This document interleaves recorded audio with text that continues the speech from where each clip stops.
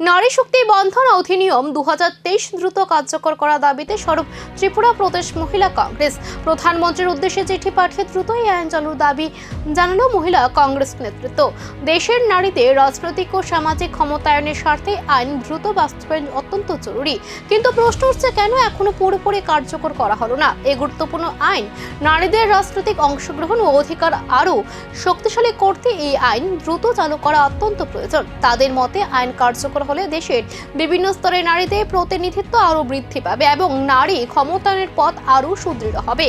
এই দাবিকে সামনে রেখে কেন্দ্র সরকারের দ্রুত হস্তক্ষেপ চেয়েছে সংগঠনটি।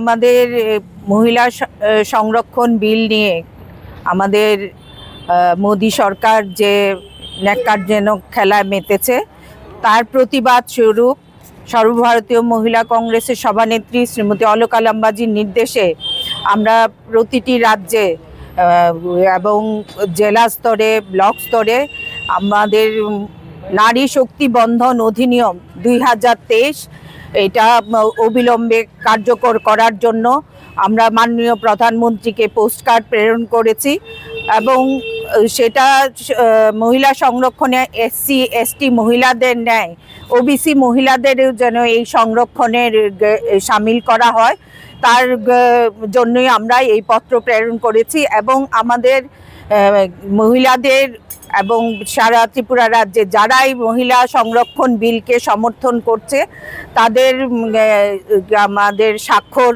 অভিযান চলছে। এটা চলবে মে জুন। এখন দেখার মহিলা কংগ্রেসের এই দাবির পর কেন্দ্র সরকার কি অবস্থানে। নারী শক্তি বন্ধন অধিনিয়ম 2023 কি সত্যি দ্রুত কার্যকর হতে চলেছে নাকি রাজনৈতিক টানাপোড়েনে আরও দীর্ঘ হবে অপেক্ষা।